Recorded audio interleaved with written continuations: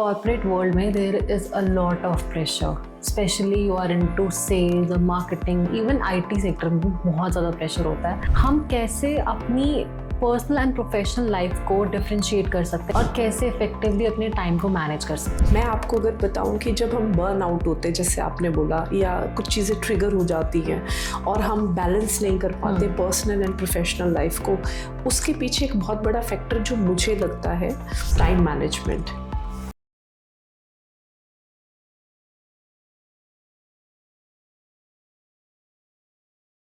Hello ma'am, welcome to the show. Hello, thank you so much. Thank you so much for being here. आपने इतना अच्छा session अभी recently conduct करवाया हमारे office में and हमें बहुत कुछ सीखने को मिला उससे। Thank you. And that will be appearing on our platform as well. आप प्लीज़ अब देख लेना। I will be sharing the link below. And okay, so before we start, हम सबसे पहले ना उनके जो भी हमारे गेस्ट आते हैं, हम उनकी जर्नी के बारे में उनसे थोड़ा सा इंसाइट्स लेते हैं कि कैसे उन्होंने अपनी जर्नी को स्टार्ट किया, what were the challenges in initial days.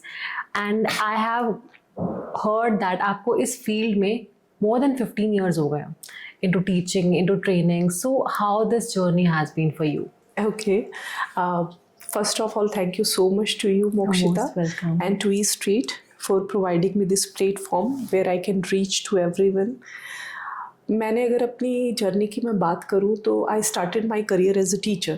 Okay. और in 2004, just after my marriage, I was just 23 and I got a chance to teach in a school. और वहाँ से मैंने अपनी टीचिंग फील्ड में अपना करियर शुरू किया। टीचिंग के बाद धीरे धीरे मैं अच्छी अपॉर्चुनिटीज़ मिलती गई।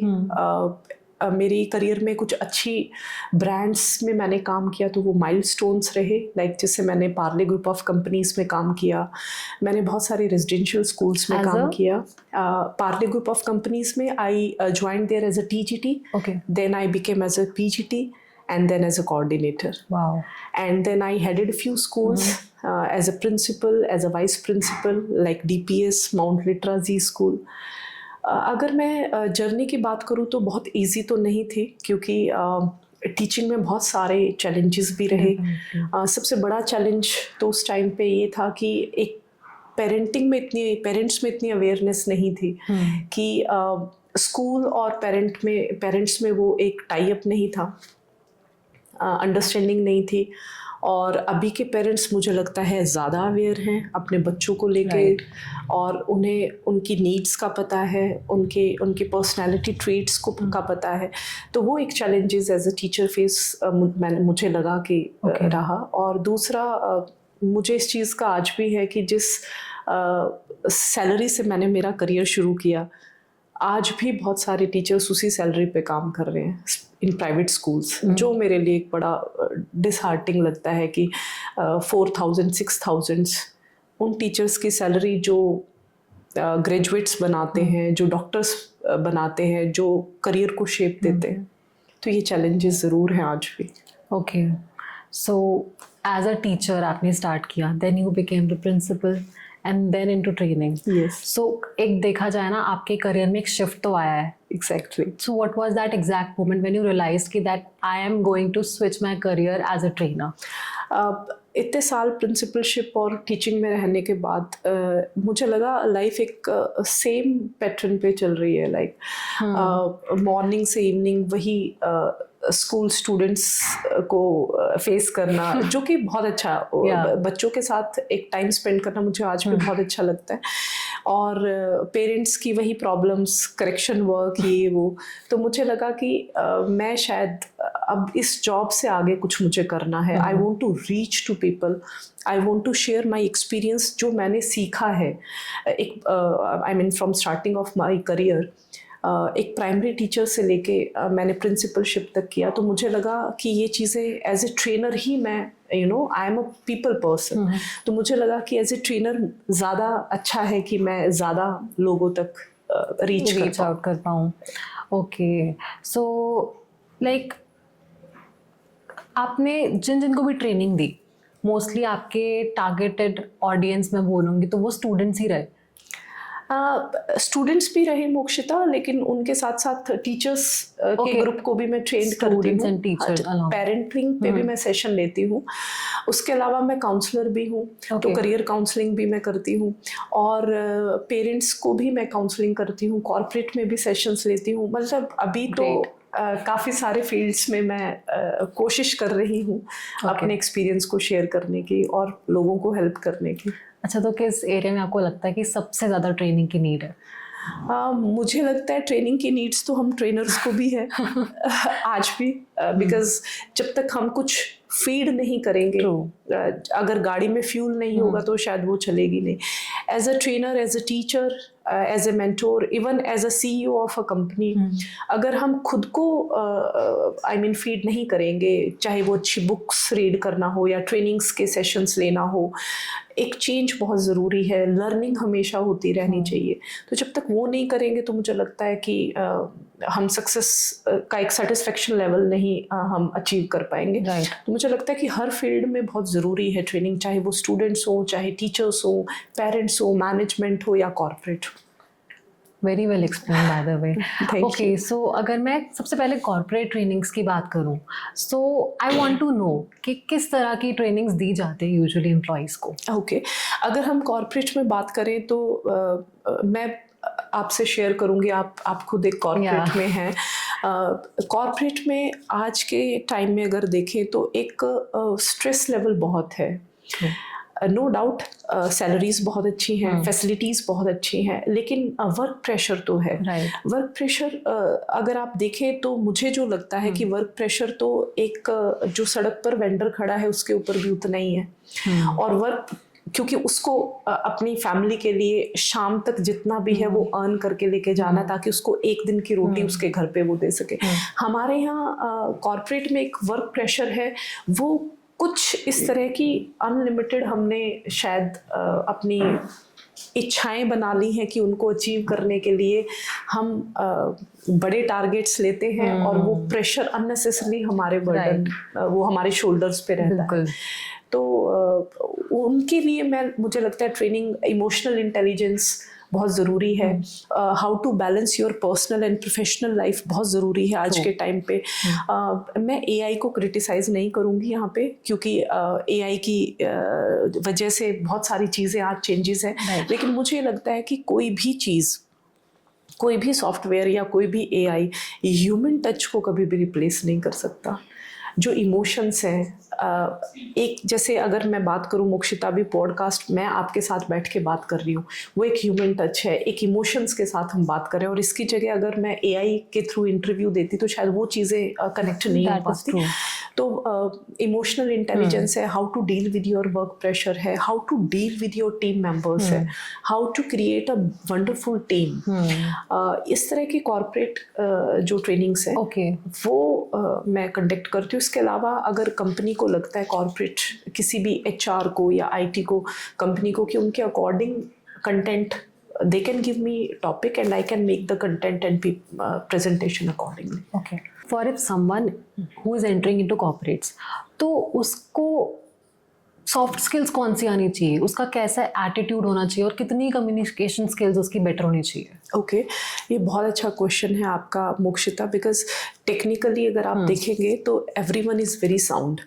छोटा बच्चा भी मोबाइल हैंडल कर लेता है, यूट्यूब चला लेता है, गूगल खोल लेता है, लेकिन अगर टेक्निकल के अलावा मैं बात करूँ तो आज की जो कंपनीज़ हैं उनमें सबसे ज़्यादा रिक्वायरमेंट सॉफ्ट स्किल्स की है, because they want a person should be right attitude who is entering in the corporate.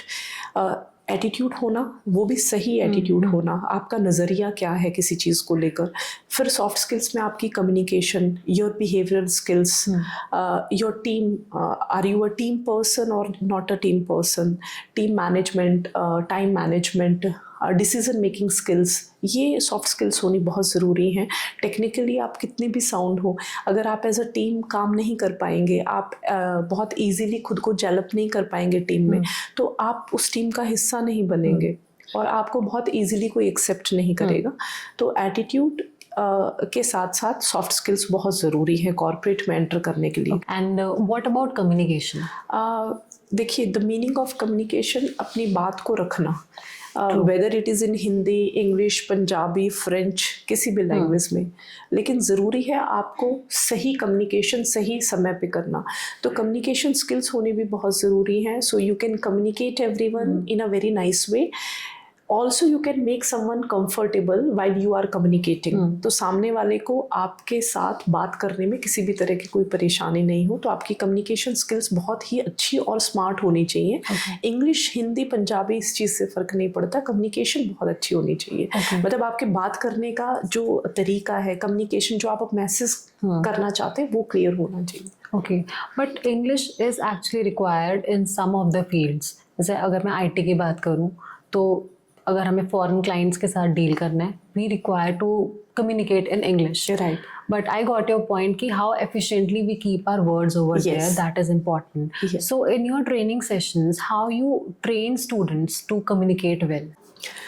During our trainings, for students, for professionals, how we are inculcating communication skills.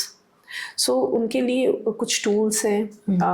उनको सब public speaker नहीं हो पाते हैं। कोई बहुत अच्छा है इंग्लिश में, किसी की कम्युनिकेशन स्किल्स बहुत अच्छी हैं, लेकिन आप उनको अगर पब्लिक में बोलेंगे बोलने के लिए तो वहाँ पर नर्वस हो जाते हैं, बहुत अच्छे से कम्युनिकेट नहीं कर पाते। तो उसके लिए हम करते हैं कि उनको बार बार उनको जो है हम कुछ ऐसी टूल्स टेक्निक्स के साथ स्टेज पे बुलाना, उनसे कुछ एक्टिविटीज़ करवाना, एक्टिविटीज़ लाइक बुक रीडिंग के लिए उनको मोटिवेट करना। बहुत सिंपल सी टेक्निक है, आपको न्यूज़पेपर पढ़ने की आदत होनी चाहिए। आपकी रीडिंग स्किल्स जितनी अच्छी होंगी, आप कम्युनिकेशन स्किल्स उतनी ही अच्छी होंगी आपकी। अनटिल अनलेस हम एज आई टोल्ड यू कि हम बॉडी को फीड करते हैं, we need to feed our mind also. So अच्छी ऑथर्स को पढ़ना, बुक्स को पढ़ना, अच्छी थॉट्स को, कोटेशंस को डेली पढ़ना और अप्लाई करना दोनों ज़रूरी हैं। तो इस तरह की टेक्निक्स के साथ हम उनको जो है मोटिवेट करते हैं, तो उनका जो पब्लिक स्पीकिंग का एक डर है या एक फियर है वो निकलता है। उसके बाद हम रिकॉर्डेड उनको जो है कुछ रिकॉर्डेड वीडियोस और ऑडियोज़ हम उनको शेयर करते हैं, जिससे कि वो उन्हीं पे प्रैक्टिस करके बहुत सिंपल से लेके और थोड़ा सा जो एक डिफ़िकल्ट लेवल है उसको वो ईजिली करें। व्हाट इज़ माई थॉट कि कम्युनिकेशन हो गया या इमोशनल इंटेलिजेंस हो गई, ऐसे सब्जेक्ट्स भी ना हमारे स्कूल टाइम में होने चाहिए, क्योंकि यूजुअली हमने क्या पढ़ा है, मैथ्स पढ़ा है, साइंस पढ़ा है, इन्हीं चीज़ों पे वर्क करता है। समहाउ किसी ने हेल्प आउट करा, किसी चीज़ ने नहीं करा, बट एक चीज़ जो आज तक भी हमें रिक्वायर्ड है, that is communication. Effective, how effectively you communicate, how effectively you present yourself. So what's your take on that? Okay, I am 100% agree. जो आपने बोला कि स्कूल में हमने जो पढ़ा वो अभी आज की लाइफ में जब हम कहीं जॉब कर रहे हैं या कोई अपने पर्सनल रिलेशंस में हम हैं, तो उसमें हम कितना मेंटेन कर पाते, उससे हमने कितना कुछ सीखा है। मैं भी बात करूं कि मैंने मैथ्स मेरे लिए बड़ा टफ लगता था या कोई और सब्जेक्ट लगता था, वो अभी लाइफ में अभी क्या काम आ रहा है। तो स्कूल्स में जो सबसे ज़रूरी है, अगर मैं NEP 2022 की बात करूं, नेशनल एजुकेशन पॉलिसी, उसमें हमारी गवर्नमेंट ने एजुकेशन उसमें जो है अभी ऐड किया है emotional intelligence and mental health. And ये सारे स्कूल्स में अप्लाई होगा? हाँ, ये सब स्कूल्स में अप्लाई होगा। ऑलरेडी इस पे काम हो रहा है और ऑलमोस्ट हो भी गया है बहुत सारे स्कूल्स में। पहले काउंसलर्स नहीं होते थे, जैसे आपने बोला कि हमें गाइड करने के लिए नहीं कोई होता था कि हमें आप देखेंगे, अगर आपने भी रिसेंट देखे होंगे, कुछ केसेस ऐसे हुए, बहुत छोटे बच्चों ने सुसाइड के केसेस, बहुत, और वो बहुत अच्छे स्कूल्स हैं जिनमें ये दो चीज़ें अभी जो रिसेंट जो 2 बच्चों ने, बहुत छोटे बच्चों ने सुसाइड किया। रीज़न ये था उनको शायद बुली किया गया था। हाँ, रीज़न ये था कि उनको बुली किया था। इसके पीछे बुली के साथ साथ मैं आपको बोलूँगी इग्नोरेंस भी होता है, और वो कभी कभी नोइंगली अननोइंगली हो जाता है, पेरेंट्स से हो जाता है या स्कूल में टीचर से हो जाता है। तो वो मेंटल स्ट्रेस जो है, मेंटल हेल्थ जो है, उसके ऊपर अभी बहुत अच्छा काम NEP में हो रहा है, नेशनल एजुकेशन पॉलिसी में, और स्कूल्स अभी उसको लेके काफ़ी अवेयर हो गए हैं और काउंसलर्स रख रहे हैं मेंटल हेल्थ पे। अभी मैंने खुद बहुत सारे सेशन हैं जो स्कूल्स में किए हैं, टीचर्स के लिए एंड स्टूडेंट्स के लिए, मेंटल हेल्थ पे। Okay, that's great.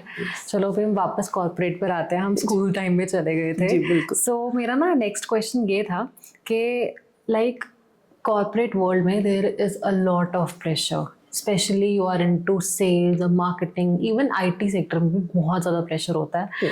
एंड मैं पर्सनल एक्सपीरियंस से बता रही हूँ, सॉरी, तो इट हैपन्स कि आपका बर्नआउट हो जाता है.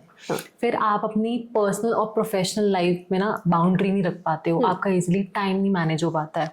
सो हम कैसे अपनी पर्सनल एंड प्रोफेशनल लाइफ को डिफरेंशिएट कर सकते हैं, कैसे बाउंड्री सेट कर सकते हैं अपनी, और कैसे इफेक्टिवली अपने टाइम को मैनेज कर सकते हैं? एग्जैक्टली मैं आपको अगर बताऊं कि जब हम बर्न आउट होते हैं, जैसे आपने बोला, या कुछ चीज़ें ट्रिगर हो जाती हैं और हम बैलेंस नहीं कर पाते पर्सनल एंड प्रोफेशनल लाइफ को, उसके पीछे एक बहुत बड़ा फैक्टर जो मुझे लगता है, as per my experience, time management.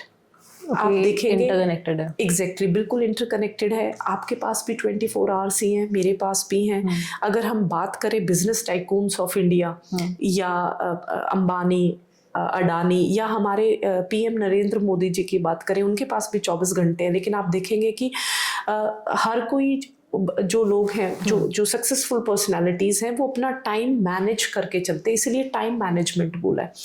आप अगर मॉर्निंग से ही अपना शेड्यूल बना के चलेंगे, और सपोज आपने एक शेड्यूल बनाया कि आज हम मिलेंगे, हमारा ट्रेनिंग सेशन है, हमारा पॉडकास्ट है, आप देखेंगे अगर ट्रैफिक की वजह से वो हाफ एन आवर हम लेट हो जाते हैं, तो हमारा आगे शेड्यूल लेट होता जाता है, और वो एक स्ट्रेस हमारे माइंड में बनता चला जाता है कि मुझे ये टास्क टाइमली ख़त्म करना है, मैं already half an hour late हूँ. तो मुझे लगता है कि बर्न आउट होने में, और जो हम वर्क प्लेस पे स्ट्रेस लेते हैं, जो मेंटल स्ट्रेस हमारे ऊपर है, वो कहीं ना कहीं टाइम मैनेजमेंट की वजह से है कि हम अपना टाइम सही से मैनेज नहीं कर पाते. और उसका फिर मैं टेक्नोलॉजी के अगेंस्ट नहीं हूँ, फिर भी मैं बोलूँगी कि हमने अपना स्क्रीन टाइम बहुत बढ़ा लिया है. That is very true. हम 9 to 9 की जॉब करते हैं, रात को घर पर भी हमारे कुछ अपने पर्सनल काम होते हैं. उसके बाद अगर हम 12 बजे भी बेड पे जाते हैं सोने के लिए, तो हमारा स्लीप साइकिल इतना खराब हो गया है कि हम 12 बजे स्क्रीन टाइम अपना ऑन करेंगे, 1 घंटा हम स्क्रॉल करके फिर सोते हैं. उसमें सब आ गए हैं. मतलब मैं इन जनरल कॉमन उसमें बात कर रही हूँ. और इस वजह से हम फिर सुबह जल्दी नहीं उठ पाते हैं. तो हमारा, जब आपकी सुबह लेट होती है, तो फिर आपका पूरा दिन जो है वो कहीं ना कहीं हम मैनेज नहीं कर पाते, बर्न आउट होते हैं. इसमें मैं एक बहुत सिंपल सा एग्जाम्पल, अगर आप थोड़ा और वक्त मुझे देंगे तो मैं एक सिंपल, बहुत ही नॉर्मल सा एग्जाम्पल है जो हम देखेंगे. आप ये देखिए कितना सुंदर व्यू है, ऑफिस इतना आपका, मतलब ये मेरे लिए it's a kind of icing on the cake. तो आप देखेंगे नेचर हमें इतना कुछ सिखाता है. सबसे पहले सुबह आप देखेंगे चिड़िया की आवाज़ आती है, पंछी सुबह उठ के बोलने लगते हैं, और रात सूरज ढलते ही वो सो जाते हैं. एक इंसान ऐसा है जिसने जो रातें सोने के लिए और शरीर को आराम देने के लिए बनी थी, वो हमने अपनी जो है कहीं ना कहीं भाग दौड़ में वो ख़त्म की हैं. इसकी वजह से हमें स्ट्रेस रहता है, और वो कहीं ना कहीं हम बर्न आउट होते हैं हमारे पर्सनल रिलेशंस में, हमारे वर्क प्लेस पे, और हम इसीलिए दोनों को बैलेंस नहीं कर पाते. राइट. ओके. सो जितना मुझे समझ आया, सबसे पहले तो जो हमारी नॉइसेस हैं उनको हटा दो. दैट इज, जो भी आप फालतू की स्क्रॉलिंग करते हो, या फिर इधर उधर की चीज़ों में आप टाइम वेस्ट करते हो, so you have to remove that at first.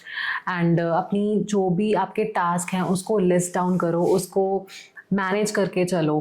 ठीक है. बट सम हाउ कभी कभी होता है कि कुछ XYZ फैक्टर्स आ जाते हैं कि नहीं हो पाता. ठीक है ना. सो उसके लिए हम क्या कर सकते हैं? Okay.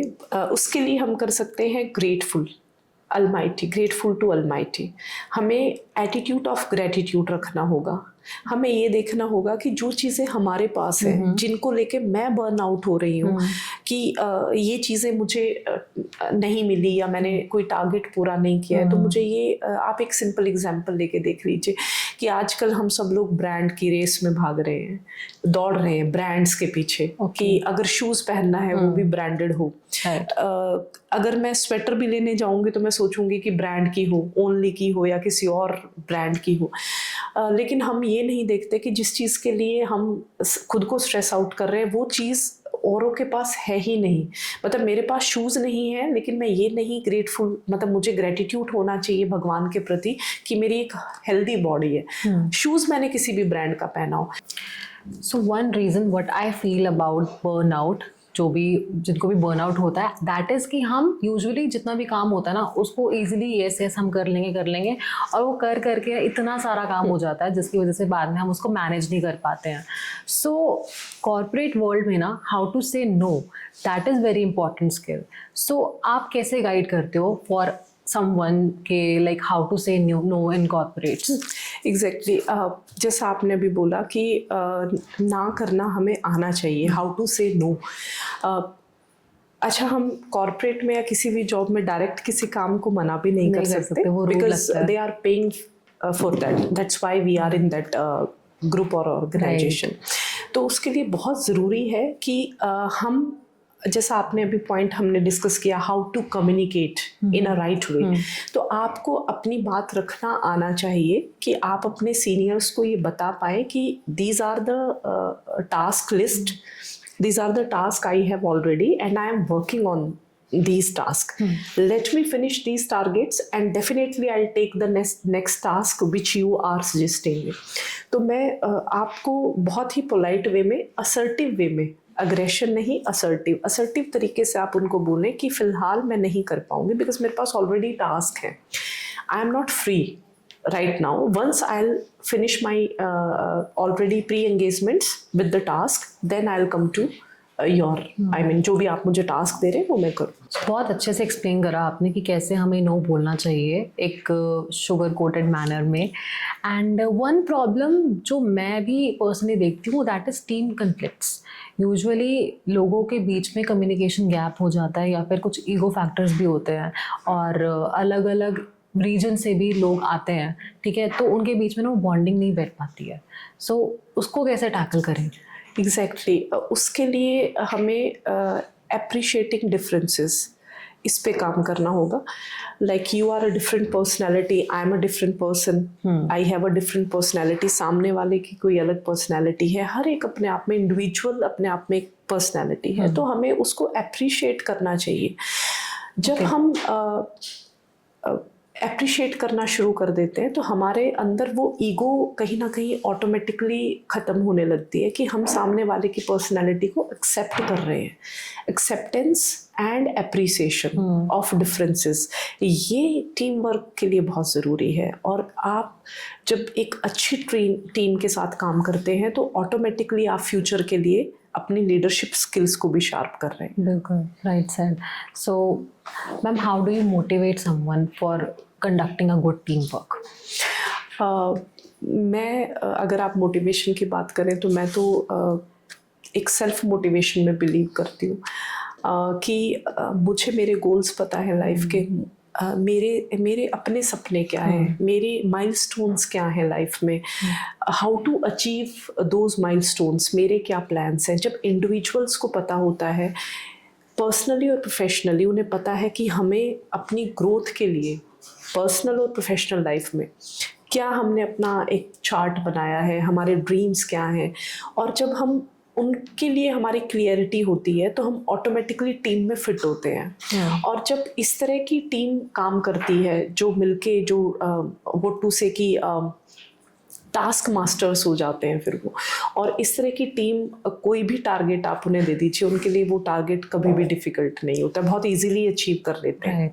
Team collaboration is something जो हम कॉलेज टाइम से भी सीखते हैं. अच्छा, अगर मैं कॉलेज टाइम की बात करूं तो कॉलेज टाइम के जो बच्चे हैं वो डायरेक्टली जब कॉर्पोरेट वर्ल्ड में स्टेप इन करते हैं उस टाइम पर उनको लगता है कि दुनिया अजीब सी हो चुकी है, सब कुछ चेंज हो गया. तो ऐसी कौन कौन सी प्रॉब्लम्स और आती हैं जो हर एक बच्चा, हर एक स्टूडेंट फेस करता है while stepping into corporate? Exactly actually जब बच्चे कॉलेज में होते हैं, स्कूल में होते हैं, दे आर फ्री बर्ड्स, और वो अंडर द अम्ब्रेला होते हैं पेरेंट्स के अंडर होता है. They are under the protective umbrella of parents. उन्हें पता है फीस की टेंशन नहीं है, हमें कॉलेज ख़त्म करके घर जाना है तो खाना भी बना मिलेगा. तो वो सारी चीज़ों में वो उस टाइम बिल्कुल फ्री होते हैं.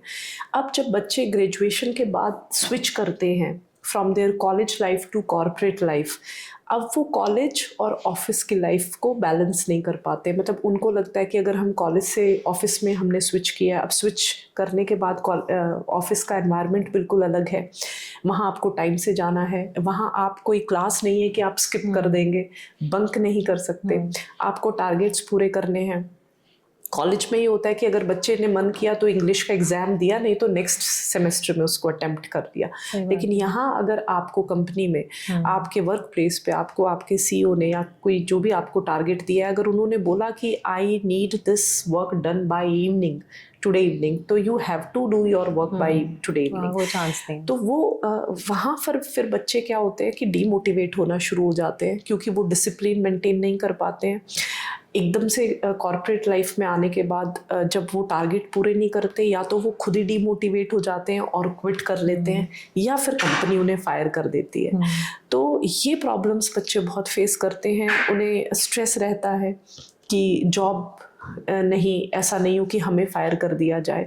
और फिर बच्चे जो है एकदम जो फ्री बर्ड वाली लाइफ होती है उसे छोड़कर रिस्पॉन्सिबल वाली लाइफ में आ जाते हैं, रिस्पॉन्सिबिलिटी वाली में, जो कहीं ना कहीं आज की जनरेशन में मुझे लगता है कि मैनेज करना थोड़ा सा मुश्किल है। दो दे आर वेरी स्मार्ट, आज की जनरेशन बहुत स्मार्ट है, मल्टीटास्कर है, और हर नई चीज़ को करने के लिए वो लोग हमेशा क्रियोसिटी उनकी रहती है, बट यहाँ पर कहीं ना कहीं वो मैनेज नहीं कर पाते। उनको लगता है ना कि अब तो रियल लाइफ आ गई है, रियल पीपल, रियल वर्ल्ड। क्योंकि कॉलेज टाइम में सब थोड़ा ग्लोरीफाइड लगता था, या सब कुछ ऐसा लगता था कि एक सेटअप रेडी है, बस आओ जाओ, कोई टेंशन नहीं है। 2 एग्जाम्स की थोड़ी बहुत टेंशन रहती थी, तो हाँ वो रिस्पॉन्सिबिलिटीज़ वाला प्रेशर रहता ही था। अगर मैं अपना पर्सनल एक्सपीरियंस शेयर करूँ कॉलेज टाइम का, सो आई एम दैट गर्ल जिसने स्टार्टिंग से रिस्पॉन्सिबिलिटी वो निभाई है, तो मेरे लिए थोड़ा सा स्टेप इन करना ईजी हो गया था। एंड मेरा ये मैसेज, मेरी जितनी भी ब्लेसिंग्स हैं उन लोगों के लिए, उन बच्चों के लिए जो एक्चुअल में अपनी रिस्पॉन्सिबिलिटीज़ को निभा रहे हैं साथ में, and they are pursuing their studies as well. Guys, you are doing an amazing job, I am telling you. और ऐसे बच्चे सच में बहुत एक अच्छी उड़ान भरते अपनी लाइफ। हाँ, बिल्कुल सही कहा मोक्षिता। और यहाँ मैं एक बात कहूँगी कि जैसे आपने ऐसे बच्चों को बोला कि आप वाकई अगर रिस्पॉन्सिबिलिटी के साथ पढ़ाई भी कर रहे हैं और अपनी जॉब भी कर रहे हैं, तो आपको बहुत मतलब एक बड़ी बात है। मैं यहाँ कहूँगी ऐसे बच्चों के पेरेंट्स भी ब्लेस्ड होते हैं। ये बच्चे गॉड गिफ्टेड होते हैं, इनको किसी ट्रेनिंग्स की ज़रूरत नहीं है, इनको किसी गाइडेंस की ज़रूरत नहीं है, क्योंकि ये बच्चे गॉड गिफ्टेड बच्चे यही होते हैं। इनका विज़न और इनका मिशन हमेशा से क्लियर होता है। तो ये बच्चे, मैं कहती हूँ कि ऐसे पेरेंट्स जो हैं, दे मस्ट फील ब्लेस्ड कि उनके बच्चे चाहे बहुत छोटी सी उससे शुरुआत कर रहे हैं, लेकिन उन्होंने शुरुआत तो की। बहुत सारे ऐसे बच्चे हैं मोक्षिता जो शुरुआत करने से ही डरते हैं। तो ऐसे बच्चों के लिए आपकी तरफ से भी थम्स अप। और हम as a teacher, as a mentor, मैं तो हमेशा ही बच्चों को अप्रिशिएट करती रही हूँ। सो ये जो जर्नी है कैंपस टू कॉर्पोरेट की, सो while the time off campus placement, most of the students, वैसे तो यूजुअली हो ही जाता है सबका, बट कुछ स्टूडेंट्स होते हैं जो रह जाते हैं, जिनकी जॉब नहीं लग पाती या फिर वो रिक्रूट नहीं हो पाते। सो उनके कौन से रीजंस होते हैं? एक्चुअली उनका रीज़न जो है, मुझे जो लगता है, बच्चे टेक्निकली, मैंने बहुत यूनिवर्सिटीज़ को विज़िट किया है, मैंने खुद यूनिवर्सिटीज़ में काम भी किया as a training and placement manager, as a trainer. मैंने देखा है बच्चे, एक तो कॉन्फिडेंस नहीं होता है बच्चों, टेक्निकली बहुत साउंड होते हैं स्टूडेंट्स। आप उसको जो टेक्निकली साउंड होते हैं, जिनको सॉफ्टवेयर और इनसे, जैसे कोडिंग हो गया, इनसे बहुत प्यार है, उन बच्चों को आप लैपटॉप दे दीजिए, वो सारा दिन उसमें बैठ के आपको कोड क्रैक करके देंगे। लेकिन आप अगर उन्हें बोलेंगे कि आपको इंटरव्यू में अपीयर होना है, वो टेक्निकल राउंड निकाल देते हैं स्टूडेंट्स, मैंने देखा है, लेकिन वो HR राउंड और जो पर्सनल इंटरव्यूज़ होते हैं वो नहीं निकाल पाते, क्योंकि वहाँ उनको कॉन्फिडेंस नहीं होता है। पब्लिक स्पीकिंग का वही इंटरव्यू में कौन से क्वेश्चंस हैं, अबाउट योर सेल्फ अगर आपको एक्सप्लेन करना है, तो आप अबाउट योर सेल्फ को किस तरीके से यूनिक वे में खुद को आप प्रेजेंट कर सकते हैं। फिर वो बच्चे जो है वो कई बार ये नहीं बता पाते, जैसे कॉमन क्वेश्चंस होते हैं कंपनी के, why should we hire you when 30 students are sitting outside the cabin, मैं आपको क्यों अपनी कंपनी के लिए हायर करूं। वहाँ बच्चे फिर मतलब जो है उनको, क्योंकि प्रॉपर पॉलिश नहीं किया जाता। यूनिवर्सिटीज़ में भी मोक्षिता क्या है कि उनको टेक्निकली बहुत ज़्यादा मतलब जो है पढ़ाई तो उनकी टेक्निकली फील्ड में होती है, लेकिन वहाँ पर भी कहीं ना कहीं training, soft skills, communication, confidence, behavioural skills, इनको अभी भी बहुत वैल्यू नहीं दी जाती है। तो इसलिए वो बच्चे फिर कैंपस प्लेसमेंट को क्रैक नहीं कर पाते हैं, और इससे उनके पेरेंट्स का भी डिमोटिवेशन होता है कि हमने अगर इतनी फीस दे के बच्चे को पढ़ाया है तो बच्चा कैंपस से प्लेसमेंट क्यों नहीं लेके जा रहा है। For campus placement, campus to corporate जो आपकी जर्नी है स्टूडेंट्स की, वो बहुत ज़रूरी है to crack your campus placement. सबसे ज़रूरी है you should have a confidence, then second you should have a right attitude. If you have both tools or you can say kind of weapon, then you can achieve anything easily. अगर आप confidence है, आपके पास confidence है, आपको पता है कि मेरी क्या स्किल्स हैं, मुझे कैसे कम्युनिकेट करना है, और आपका एटीट्यूड सही है, तो आप कैंपस प्लेसमेंट इजीली क्रैक कर लेंगे। क्योंकि ट्रेनिंग्स जब कंपनीज जब स्टूडेंट्स को प्लेसमेंट देती है तो 6 मंथ की इंटर्नशिप्स देती हैं। ओके। तो 6 मंथ्स में वो अपने अकॉर्डिंग हर कंपनी बच्चे को ट्रेंड कर लेती है, उनको ट्रेनिंग देती है, टेक्निकल स्किल्स।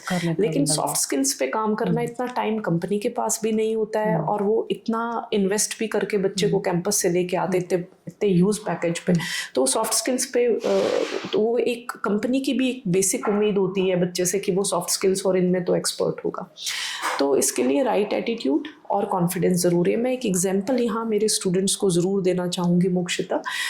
अरुणिमा सिन्हा को अगर आप गूगल करेंगे, she is the first disable girl of India who scaled Mount Everest in 2013।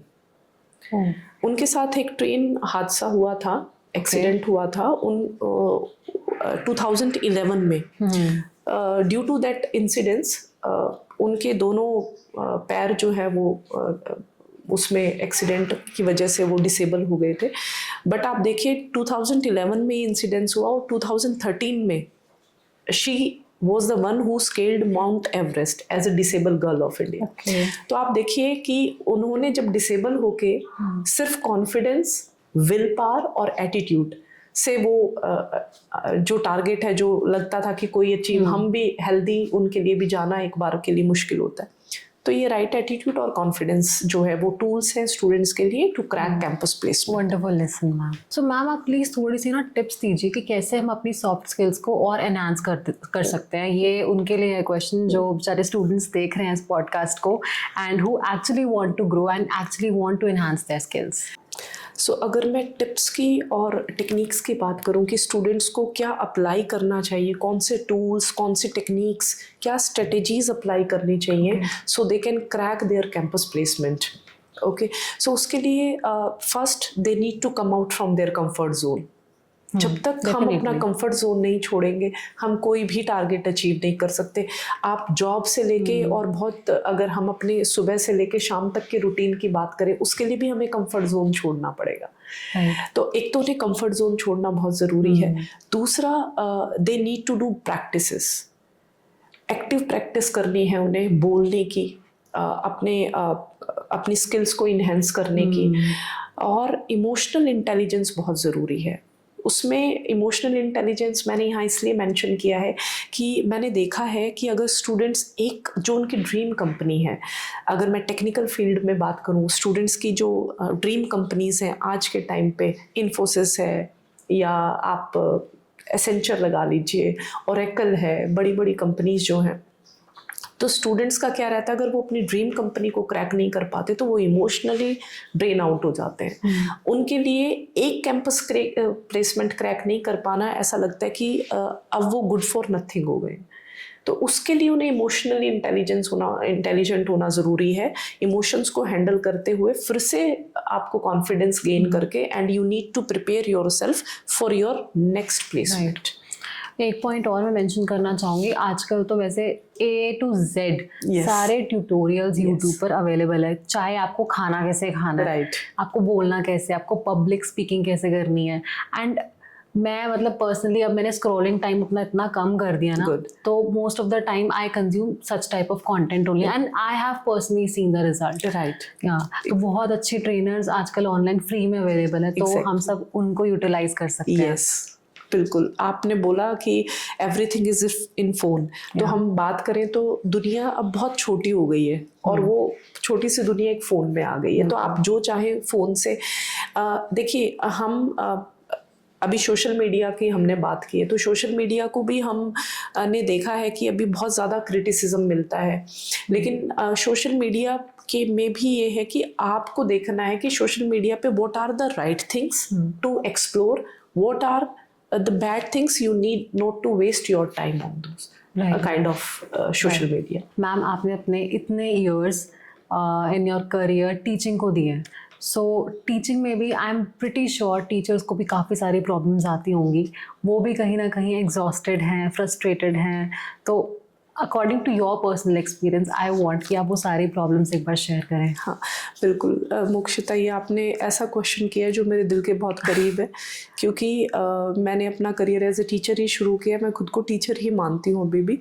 जो प्रॉब्लम्स अगर मैं बात करूँ आज भी टीचर्स फेस कर रहे, जो मैं 2004 में जब मैंने करियर शुरू किया था तब मैं प्रॉब्लम्स फेस करती थी। एक तो जो सबसे बड़ा इशू है जिसको निगलेक्टेड फील्ड मैं बोलूँगी कि निगलेक्टेड, वो है सैलरी पैकेज। टीचर्स का काम उतना ही है, मैं कहूँगी कि टीचर्स का बर्डन बढ़ा है, एडमिनिस्ट्रेटिव वर्क बहुत हो गया है। सीबीएसई और आईसीएसई अगर स्कूल्स हैं तो उनके अलग फॉर्मेलिटीज़ हैं, पेपर वर्क बहुत हो गया है टीचर्स के लिए। उसके अलावा आप देखेंगे कि आजकल स्कूल्स भी सोशल मीडिया पे बहुत एक्टिव हैं, हर रोज़ छोटे बच्चे कुछ ना कुछ एक्टिविटी करते हैं, वो सब अपलोड करना। टीचर्स टेक्नोक्रेट्स भी उनको बनना पड़ रहा है, सारी चीज़ें टीचर्स के लिए है। लेकिन उसके बाद भी अगर सैलरी की बात करूं तो सैलरी जो है वो it's like a peanuts for them. Okay, तो सैलरी बिल्कुल नहीं है। और जैसा आपने बोला मोक्षिता, मेंटल स्ट्रेस बहुत है टीचर्स के ऊपर। मतलब एक टाइम ऐसा था जब मैंने टीचिंग ज्वाइन की थी, तो ऐसा मानना होता था फैमिलीज़ का कि बीइंग अ फीमेल अगर आप टीचिंग जॉब में जाते हो तो वो आपके लिए एक इजी जॉब है, बेस्ट है, कहते हैं कि फीमेल्स के लिए बेस्ट ही टीचिंग है। उसका रीज़न ये था कि females they can take care of their families and they can have some kind of learning in their professional life. तो 9 to 2 का स्कूल होता था और वो जॉब करके घर भी चले जाते थे, उनको रेस्ट टाइम भी मिलता था और फैमिलीज़ के लिए भी टाइम मिलता था। लेकिन अब उसके ऑपोजिट हो गया है, टीचर्स को लेट आवर्स में रुकना पड़ता है, स्टे बैक होते हैं टीचर्स के, और इसके अलावा टीचर्स को जॉब सिक्योरिटी नहीं है। ओके, टीचर्स को कभी भी कोई भी स्कूल फायर कर सकता है, प्राइवेट स्कूल। बिल्कुल। और आप देखिए कितना एक सबसे जो मुझे गलत लगता है कि जब आप एक टीचर का इंटरव्यू लेते हैं तो उस टीचर का रिटन टेस्ट लेते हैं, जो उसके ऊपर ऑलरेडी एक बर्डन है। अगर कोई रिटन टेस्ट आप किसी टीचर को दे रहे हैं सब्जेक्ट में, जबकि वो उसी सब्जेक्ट में डिग्री लेके आपके पास आया है, तो ये कहीं ना कहीं मुझे लगता है अभी भी एक्सप्लॉयटेशन टीचर्स का है।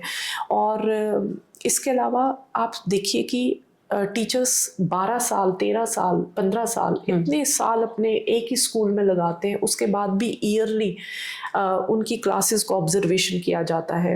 आप देखिए कि अभी हम बैठ के एक अपने we are doing just our job, लेकिन कोई हमारे सामने आके हमें वॉच करे, हमें एक प्रेशर हमारे ऊपर भी आ जाता है। तो इस तरह की चीज़ें हैं। हालांकि फिर भी इसको मैनेजमेंट ये कह सकता है कि हम टीचर्स की प्रोग्रेस के लिए कर रहे हैं ये, लेकिन अगर उसको राइट वे में किया जाए तो प्रोग्रेस है। लेकिन अगर आप उसको एक स्ट्रेस के तौर पे टीचर को देंगे तो स्ट्रेस ऑटोमेटिकली टीचर पे आएगा। और मुझे जो लगता है आज के समय में टीचिंग ना करके टीचर्स को बाकी के सब काम करवाए जा रहे हैं। That's a sad reality. Yes. And लोग यूजुअली ये बोलते हैं कि टीचर ही तो सबसे इजीएस्ट जॉब है आपके लिए, आपको कुछ नहीं करना, आपको प्रॉपर टाइमली हॉलीडेज मिल रही हैं, बस इतने से इतने आवर तक आपको काम करना है। बट वो मेंटल प्रेशर, एक स्टैंडिंग जॉब जितने भी टीचर्स हमारे करते हैं, एंड उसके बाद भी कुछ स्टूडेंट्स होते हैं जो टीचर्स के साथ मतलब ढंग से बिहेव नहीं करते हैं, एंड दैट टू उसको भी हैंडल करना। Teachers actually do an incredible job. Salute to all the teachers. Yes, salute to all teachers. And जैसा आपने अभी मोक्षिता मेंशन किया, hats off to your knowledge even, कि टीचर्स जो जॉब करते हैं पूरा दिन स्टैंडिंग उसमें करते हैं। अब आप सोचिए एक टीचर सुबह 7 बजे से लेके शाम के 3 बजे तक, दोपहर के 3 बजे तक क्लास लेता है, बैक टू बैक क्लासेस होती हैं और उसको बैठने के लिए चेयर नहीं मिलती है। आप सोचिए, मोस्ट ऑफ द स्कूल्स में मैं ट्रेनिंग लेने गई हूँ, मैंने देखा है अभी बहुत चीज़ें चेंज हो गई हैं क्योंकि मैनेजमेंट अवेयर है, बहुत सारे ट्रेनिंग सेशंस हो रहे हैं और टीचर्स भी अब थोड़ा आवाज़ उठाने लगे। पहले टीचर्स भी थोड़ा लगता था कि जॉब सिक्योरिटी को लेके कि हम बोलेंगे तो पॉलिटिक्स हमारे उसमें आ जाएगा, कहीं बैकफायर ना करे।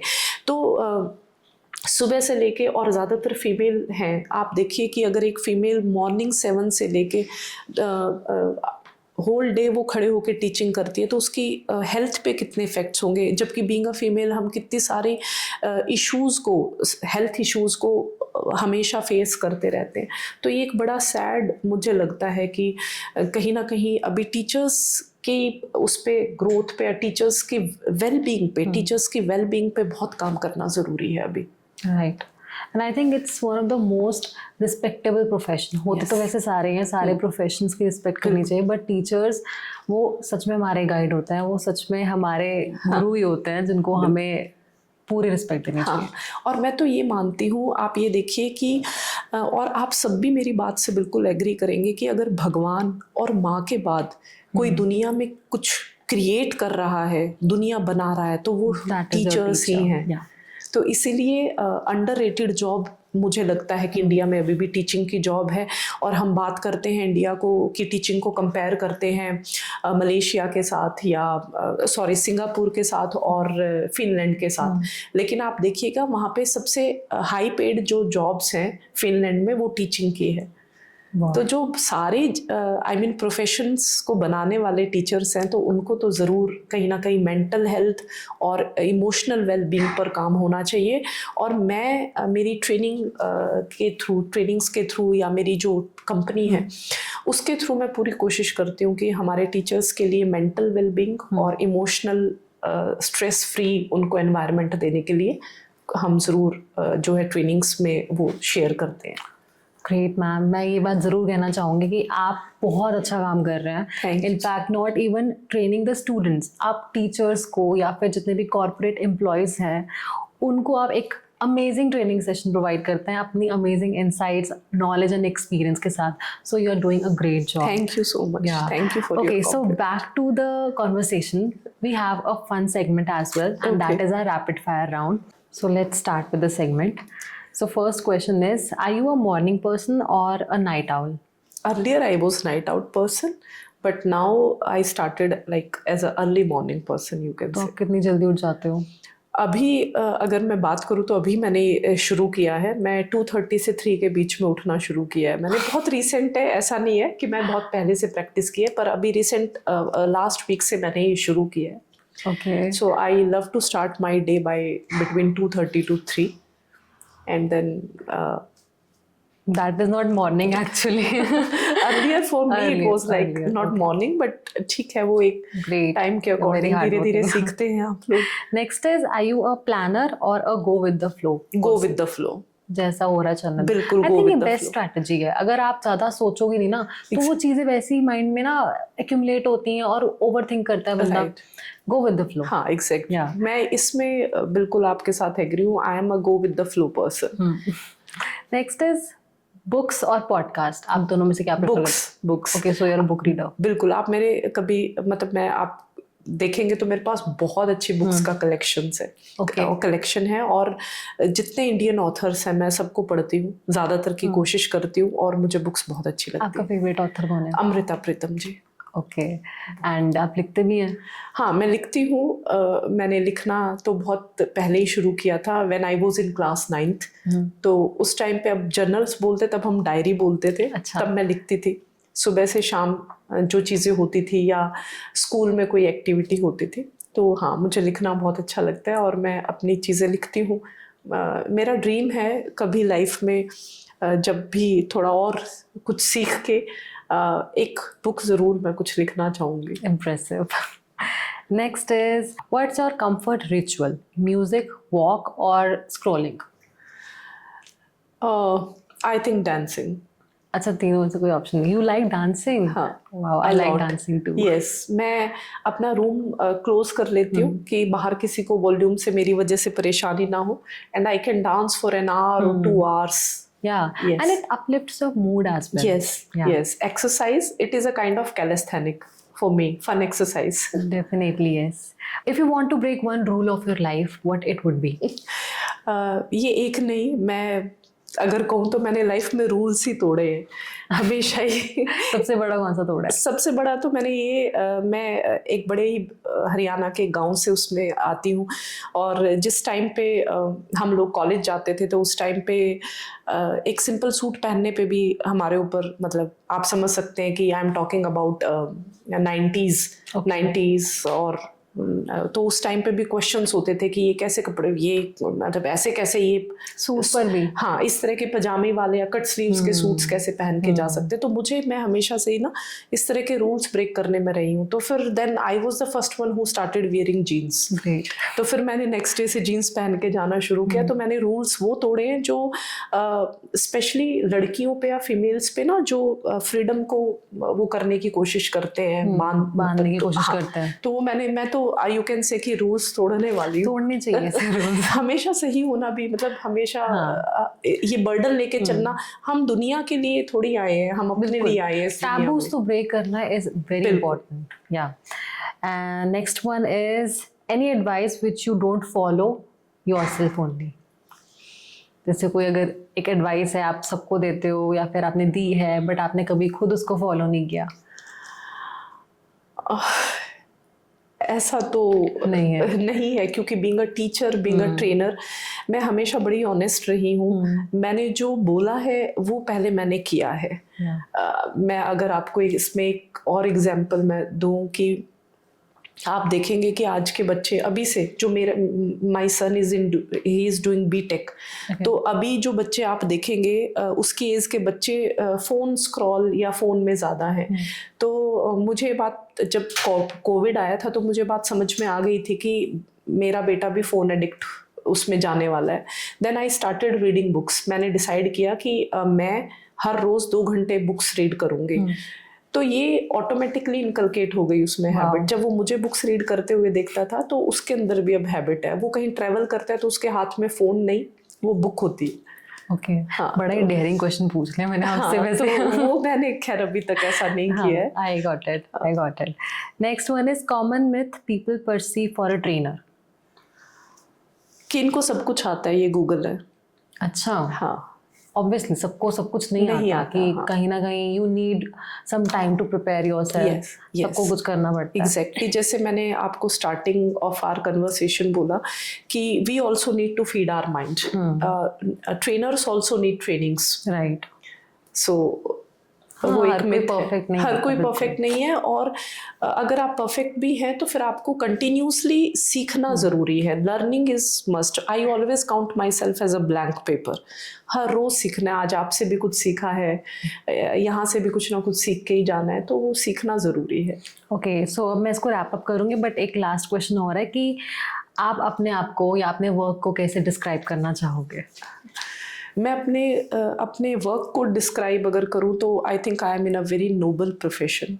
टीचिंग जो है वो मेरे लिए, इनिशियली मैं आना नहीं चाहती थी टीचिंग में। I want to be in army मेरा हमेशा एक वो था। यूनिफॉर्म मुझे अट्रैक्ट करती रही हमेशा से। लेकिन एनी हाउ कुछ सर्कमस्टांसेस उस टाइम पे ऐसे थे कि फैसिलिटीज़ नहीं थी गाँव में उस तरह की कोचिंग्स की और उनकी। तो मेरा जो प्रोफेशन है टीचिंग, वो मेरे दिल के बहुत पास है। मुझे लगता है कि टीचर्स की जो गुरुकुल टाइम से जो एक रिस्पेक्ट थी, जो कहीं ना कहीं अब हमारी सोसाइटी में नहीं है, वो वापस आनी चाहिए। और ये प्रोफेशन बहुत ही नोबल प्रोफेशन है और मेरे लिए ये एक पूजा है। वेल मैम, आपसे बहुत मज़ा आया बातें करके एंड बहुत ज़्यादा नॉलेज आपने प्रोवाइड करी उस सेशन के दौरान भी और इस पॉडकास्ट वाले एपिसोड के दौरान भी। And I am really sure कि आप सब लोगों को भी बहुत कुछ सीखने को मिला होगा। एंड एट लास्ट मैम, मैं चाहूँगी कि आप जितने भी स्टूडेंट्स हैं या जो भी हमारी ऑडियंस है ये शो देख रहे हैं, आप एक लास्ट एंड फाइनल मैसेज उनको दें। ओके, जितने भी स्टूडेंट्स हैं या टीचर्स हैं या जो पेरेंट्स हैं, उनको मैं सिर्फ एक ही एडवाइस तो नहीं, क्योंकि आप सब लोग बहुत, आज की जनरेशन तो बहुत इंटेलिजेंट है, एडवाइस तो नहीं, लेकिन मैं एक बात ज़रूर बोलूँगी, गो विद द फ्लो। लाइफ को बिल्कुल स्ट्रेसफुल नहीं बनाना है। लाइफ को लाइफ की तरह रहना है। मेरे कहने का मतलब है, अगर हमारे अंदर का बच्चा बचा रहेगा तो हम भी बचे रहेंगे। तो लाइफ को बहुत इजीली लें, बहुत एंजॉय करें, क्योंकि इस दुनिया में दोबारा नहीं आएंगे। सो ये गोल्डन टिकट है आपके। राइट, या thank you so much Mokshita, मुझे भी बहुत अच्छा लगा और आपसे मैंने वाकई बहुत कुछ सीखा है। आई फील सो प्राउड कि आज मैं आपके साथ Really बात कर means a रही हूँ। lot. And lots of love and blessings to Thank you so much, ma'am. And you guys, if you're watching this episode, please don't forget to like, share and subscribe because हम बहुत efforts लगाते हैं अपने guest को बुलाने में भी, shoot करने में भी, edit करने में भी. So keep on streaming and see you in the next episode. Bye bye.